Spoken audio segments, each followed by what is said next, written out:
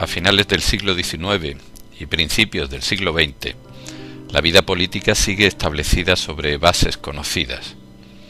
Alternan en el gobierno los conservadores y los liberales. Fuera de estos partidos turnantes, existen otros grupos que van de los carlistas a los republicanos y más a la izquierda los socialistas y los anarquistas. Los principales temas de los debates y de las luchas son el regionalismo, la reforma agraria, la industrialización, la cuestión social. De hecho, la sociedad española se compone en su base de una gran masa rural dominada por el caciquismo, a la que se añade en Cataluña y en el País Vasco un proletariado industrial relativamente poco desarrollado. La dura condición de estos sectores, miseria e ignorancia, contrasta con las ambiciones y el lujo de la aristocracia y la alta burguesía de las ciudades. Los problemas económicos y sociales son graves, pero buena parte del país vive inconsciente y optimista. Unos trágicos acontecimientos vendrán a despertar las conciencias más sensibles. En efecto, en 1895 estalla la guerra colonial.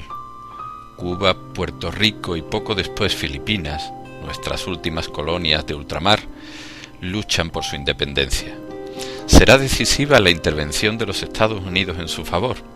La escuadra española quedará destrozada en Santiago de Cuba y en Cavite, y España se verá obligada a firmar el Tratado de París en diciembre de 1898, por el cual abandona lo que le quedaba de su antiguo imperio.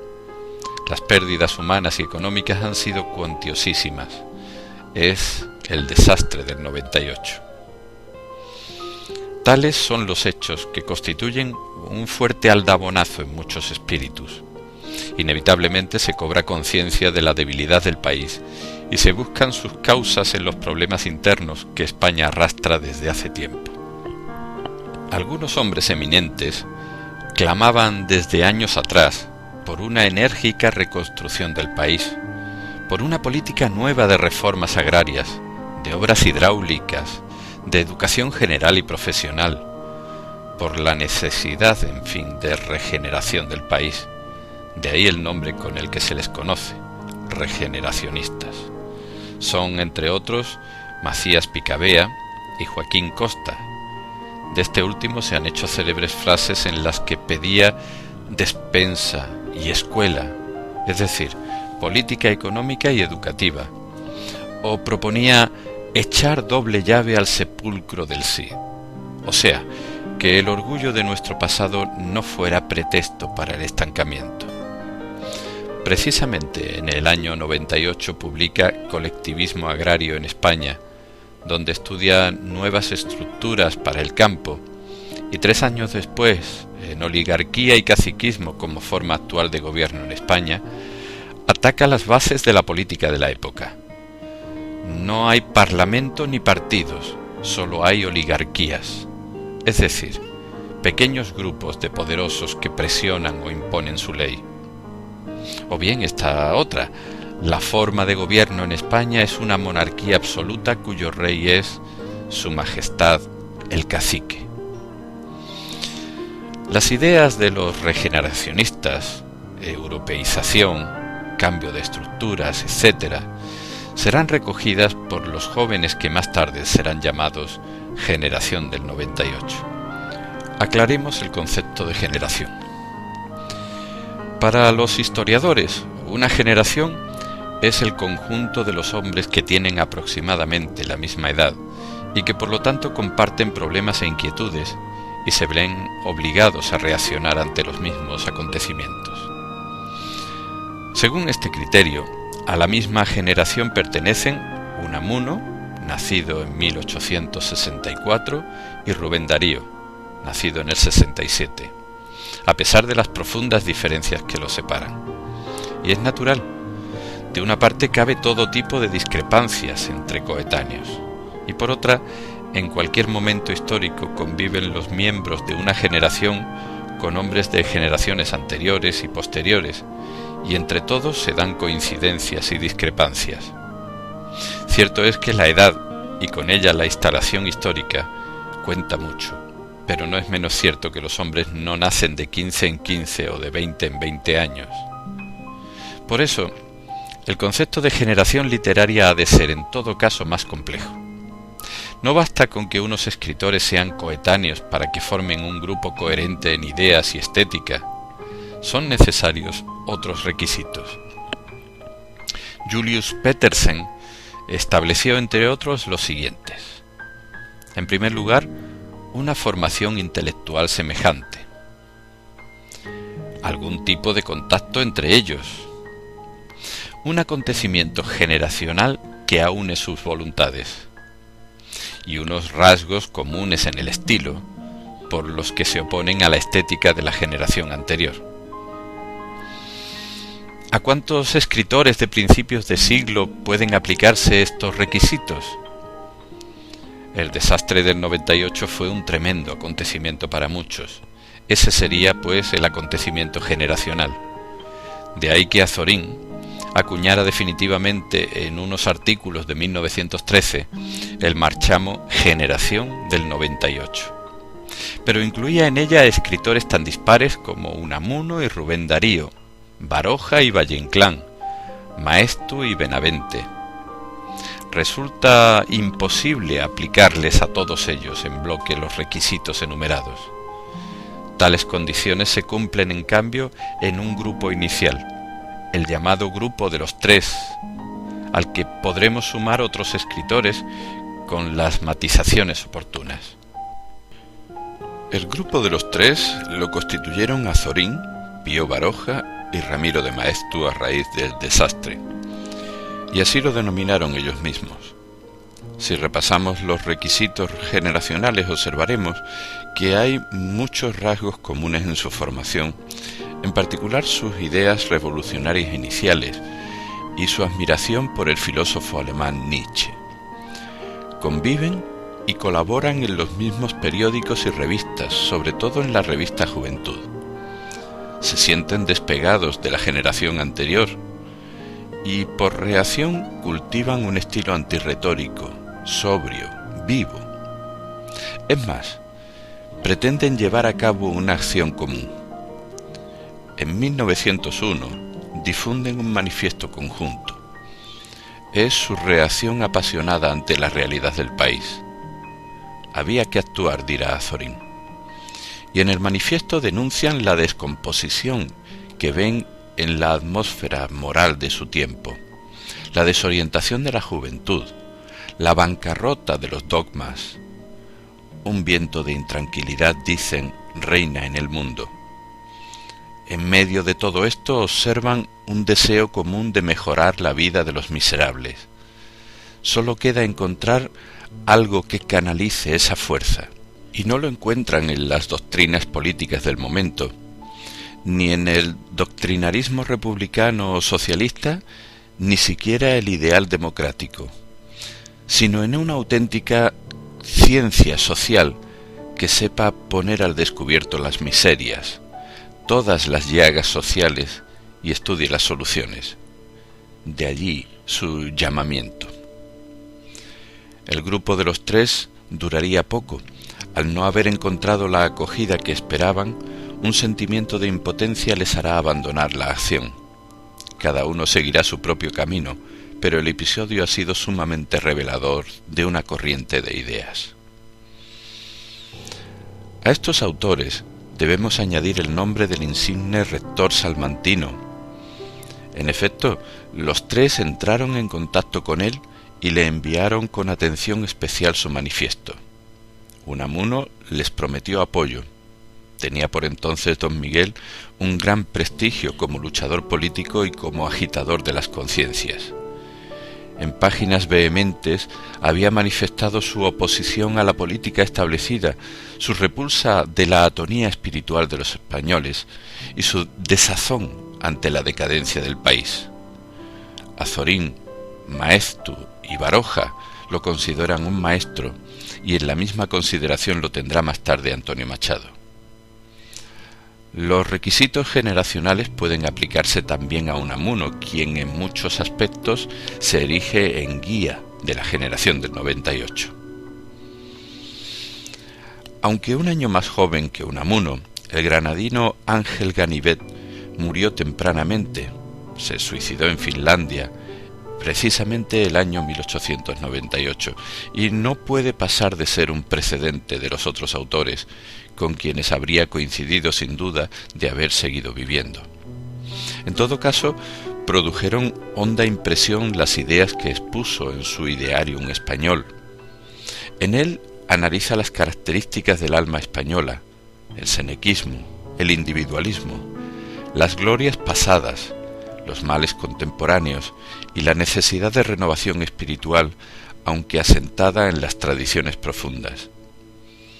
También su epistolario es interesante para conocer su pensamiento dolorido y pesimista, un pensamiento que está presente incluso en sus novelas, La conquista del reino de Maya y los trabajos del infatigable creador Pío Cid, cuyo protagonista es portador de los ideales políticos, filosóficos y estéticos del propio Ganivet. Si por epígono se entiende el que se incorpora más tarde a una escuela o a una corriente, tal apelativo puede aplicarse, y así se ha hecho, a Antonio Machado, sin que ello suponga reducir su inmensa talla. Antonio Machado es el más joven de estos escritores, 11 años más joven que Unamuno. Por otra parte, en la época del grupo de los tres no se observan en el autor de Soledades inquietudes como las que hemos visto. Al menos en lo que publica por entonces parece hallarse mucho más cerca de cierto modernismo intimista, y sólo más tarde, cuando escribe Campos de Castilla, se incorporan a su obra temas y actitudes afines a las de los 98istas, como el dolor de España, la visión crítica, el paisaje castellano. Parecido es el caso de Valle Inclán, a quien Pedro Salinas llamó hijo pródigo del 98. En su primera época, y a pesar de algunos contactos personales, no se aprecian afinidades ideológicas entre él y los autores vistos hasta ahora. Es un tradicionalista por estética, y su arte, profundamente nuevo, se inscribe en el modernismo. Pero más tarde, hacia 1920, da un giro radical. Confesará ideas avanzadas. Sus esperpentos y sus nuevas novelas recogerán entonces las críticas más despiadadas que se hayan hecho de la sociedad de su tiempo o de la época precedente en un lenguaje implacable. En este sentido, fue incluso mucho más lejos que los otros autores de la generación del 98. Resumiendo lo dicho hasta aquí, el concepto generación literaria del 98 comprende, pues, y aparte de Ganivet, a un grupo inicial formado por Azorín, Baroja y Maeztu, más Unamuno, y se incorporan después Antonio Machado y Valle Inclán, a los que les acompaña Menéndez Pidal como científico. Junto a ellos encontraríamos a otros escritores de la misma edad, pero cuya adscripción al grupo sería improcedente o dudosa. Eso sucede con Rubén Darío. Algo distinto es el caso de Blasco Ibáñez, al que le unen afinidades ideológicas, pero lo une simplemente su coetaneidad. Y Jacinto Benavente. Azorín incluía en su generación a Jacinto Benavente, profundo renovador de la escena española a la que sacó del teatro posromántico. Es cierto que en sus comienzos dio muestra de una actitud crítica vecina a la de los escritores estudiados, en comedias como El nido ajeno, La comida de las fieras o La noche del sábado. Retrató a la alta burguesía con sus hipocresías y sus convencionalismos. En la deliciosa farsa Los intereses creados se oculta una cínica visión de los ideales burgueses. La malquerida es un cuadro vigoroso y algo sensiblero del ambiente rural. No obstante, Benavente se vio muy pronto ante un dilema: mantener su carga crítica y verse rechazado por el público habitual de los teatros, o aceptar los límites impuestos por tal público y limar asperezas. Escogió la segunda vía, y esta actitud acomodaticia debida en parte a su deseo de triunfar, lo separó enseguida de la generación del 98. Establecidos ya el concepto y los límites de la generación, centrémonos ahora en sus principales ideas. Una advertencia. Las coincidencias de pensamiento y de actitud son notables en su primera etapa, es decir, entre 1890 y 1905 aproximadamente. Más tarde empezarán a notarse numerosos puntos de divergencia entre ellos. En política, durante su juventud, los del 98 profesaron ideas muy avanzadas. Unamuno perteneció durante varios años al Partido Socialista. También para Maeztu, en los anhelos socialistas está el único camino. Azorín y Baroja adoptaron posiciones vecinas al anarquismo. Más tarde todos ellos mitigaron de una u otra forma sus posturas, mientras que Machado y Valle-Inclán adoptarían líneas más audaces. Frente al problema de España, la generación del 98, y son palabras de Azorín, representa exactamente esto: un intento de rechazar y otro de adherir. Rechazan ante todo la democracia liberal, el parlamentarismo, el espíritu de la sociedad, y denuncian con virulencia los males del presente. Unamuno ataca la ramplonería, la trivialidad. España es, dice, un espectáculo deprimente. Según Azorín, la apatía nos ata las manos. Maeztu habla de parálisis progresiva, de marasmo y hasta de suicidio del país. Baroja abomina del Estado caduco y llega a pedir una dictadura inteligente. Se adhieren en cambio a una España eterna y espontánea, como decía Azorín, y esto explica su interés por el paisaje y por la vida de los pueblos, así como su constante buceo en nuestra historia y en nuestra cultura. Las tierras de España fueron recorridas y descritas por ellos con dolor y con amor. Junto a la visión de la pobreza y el atraso, encontraremos cada vez más una exaltación lírica de las costumbres y del paisaje, sobre todo del paisaje de Castilla, en el que se proyecta su amor a España y una nueva sensibilidad. En Castilla vieron los hombres del 98 la esencia de España, a pesar de que todos ellos habían nacido en la periferia. Les atraía su austeridad, su reciedumbre, su capacidad de sugerir algo más de lo que captan los sentidos. La historia fue otro de los campos en que se movían sus meditaciones, encaminadas a descubrir los grandes valores de la patria o las raíces de los problemas presentes. Pero por debajo de la historia externa, de los reyes, de los héroes, sienten un interés especial por lo que Unamuno llamaría la intrahistoria, es decir, la vida callada de los millones de hombres sin historia que con su trabajo diario construyen la realidad histórica profunda. Paralela a la exaltación del paisaje hay, en efecto, una exaltación de los valores permanentes del pueblo de Castilla y de España entera. Este amor a España no es contradictorio con el anhelo de europeización, muy vivo en la juventud de los del 98. Apertura hacia Europa y revitalización de los valores propios están igualmente presentes en la famosa frase de Unamuno: tenemos que europeizarnos y chapuzarnos de pueblo. O en los versos de Machado, que sueña una España nueva con esa eterna juventud que se hace del pasado macizo de la raza. A estas preocupaciones, las fundamentales de la generación del 98, debemos añadir unas notas sobre su actitud ante lo religioso. Todos ellos se caracterizaron de jóvenes por su heterodoxia. Baroja mantuvo siempre un radical escepticismo. Unamuno, en perpetua lucha entre su razón y su hambre de Dios, fue un temperamento profundamente religioso con una línea afín al protestantismo. También Machado mostró en algunos momentos una apertura conflictiva hacia lo religioso. En cambio, Azorín y Maeztu adoptaron con el tiempo posiciones católicas tradicionales. Todos estos escritores comparten la influencia y la admiración por ciertos autores. Entre los extranjeros, Ibsen, Tolstoy, Poe, Nietzsche, Schopenhauer, Kierkegaard. Y entre los españoles consideraron a Larra como un lejano predecesor. Muy significativa es su devoción por nuestra literatura medieval, como el poema del Cid, Berceo, Arcipreste de Hita, Manrique. De los clásicos, Cervantes ante todo. Fray Luis o Quevedo contaron también con su predilección. Respecto a la literatura inmediatamente anterior, reaccionan, como ya queda dicho, contra lo que tenía de grandilocuencia o de prosaísmo.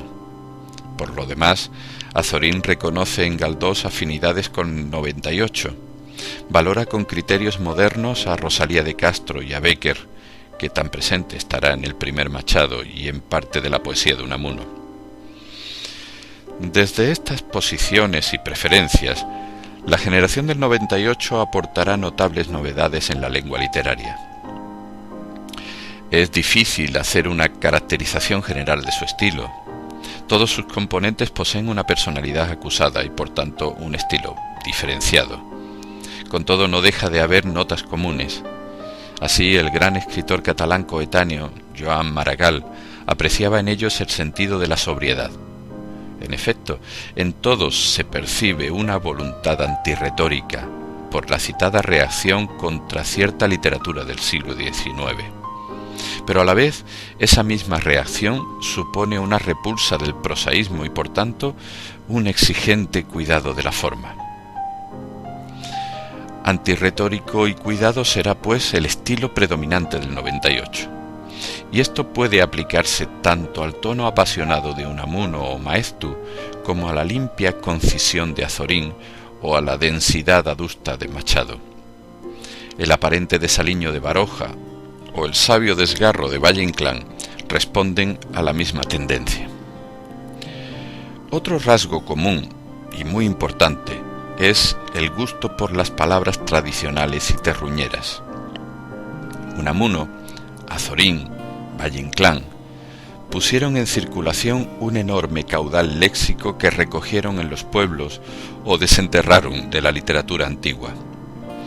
Algunas palabras como meollo o entresijo se han incorporado a nuestro vocabulario usual. Esta valoración de las palabras populares, castizas, está en íntima relación con su amor a ese pueblo que es protagonista de la intrahistoria. Finalmente interesa destacar mucho un rasgo general de su estética, el subjetivismo.